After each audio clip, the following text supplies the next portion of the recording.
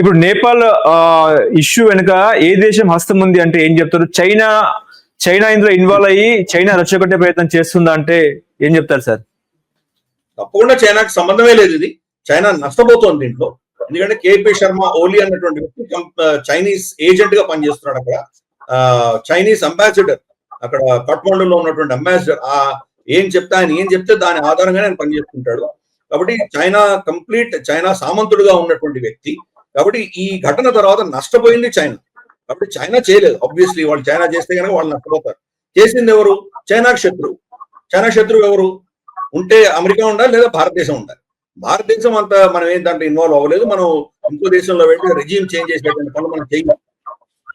అదే చేయాలంటే ఎప్పుడో చేసిండు కేపీ శర్మ ఓలీ. చేయలేదు మనం. కానీ చేసింది అమెరికా చేసింది. కాబట్టి అమెరికా వాళ్ళకి డైరెక్ట్ శత్రువు. America involvement, American deep state ఈ యొక్క రెజ్యూమ్ చేంజ్ చేసింది. చైనాకు సంబంధం లేదు. చైనా గణనీయంగా నష్టపోయింది ఇక్కడ. సేమ్ ఈవెన్ బంగ్లాదేశ్ లో కూడా చైనా నష్టపోయింది. షేక్ హసీనా చైనాకు దగ్గరగా వెళ్తుంది. తీస్తా రివర్ ఏదైతే మనకు సిక్కిం ప్రాంతం నుంచి మనకు అస్సాం గుండా బంగ్లాదేశ్ వెళ్తుందో ఆ నీళ్లకు సంబంధించిన ప్రాజెక్ట్ కట్టమని చైనాకు కాంట్రాక్ట్ ఇవ్వబోయింది ఆవిడ. అలాగే కింద చట్టగాంగ్ దగ్గర ఉన్నటువంటి ఒక పోర్ట్ ని చైనాకి ఇవ్వబోయింది. అక్కడ అమెరికా ఉండాలి, మా స్థావరాలు ఉండాలని వాళ్ళు కోరారు.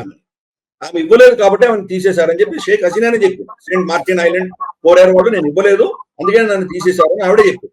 కాబట్టి ఎక్కడెక్కడ చైనా ఇన్ఫ్లుయెన్స్ పెరుగుతుందో అక్కడ అమెరికా వచ్చి అక్కడ రెజ్యూమ్ చేంజ్ చేసి వాళ్ళు టేక్ ఓవర్ చేస్తున్నారు.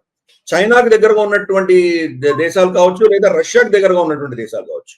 యుక్రెయిన్ లో ప్రజలచే ఎన్నుకోబడ్డటువంటి రాష్ట్రపతి రష్యాకు దగ్గరగా ఉండేవాడు.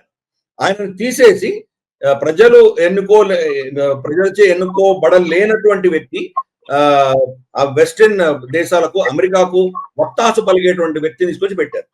అతని తర్వాతే ఇప్పుడు వ్లాడిమిర్ జెలెన్స్కీ కూడా వచ్చాడు. జెలెన్స్కీ 2 సంవత్సరాల నుంచి ఎన్నికలు లేవు ఆ దేశంలో.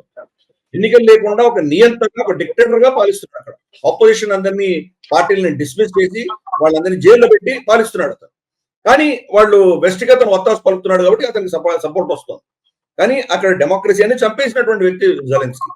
అలాగే మనకు మొహమ్మద్ యూనిస్ క్లింటన్ పరివారానికి సంబంధించినటువంటి నల్లధనం ఉందో, బ్లాక్ మనీ ఉందో దాన్ని హవాలా రూపేణా అన్ని తిప్పేవాడు. అందుకని అతనికి నోబెల్ ప్రైజ్ ఇచ్చారు. అతనికి గ్రామీణ బ్యాంక్ అని ఒక బ్యాంక్ ఉంది. ఆ బ్యాంక్ ఆధారంగా అతనికి నోబెల్ ప్రైజ్ ఇచ్చారు. ఈ బ్యాంక్ చేసే పనులన్నీ ఇటువంటివే చేసేది. చిన్న పిల్లలు, చైల్డ్ లేబర్ ని ప్రోత్సహించినటువంటి వ్యక్తి. అలాగే మనకు హ్యూమన్ ట్రాఫికింగ్ చేసినటువంటి వ్యక్తి. బంగ్లాదేశ్ లో అతనికి వ్యతిరేకంగా చాలా కేసులు ఉన్నాయి.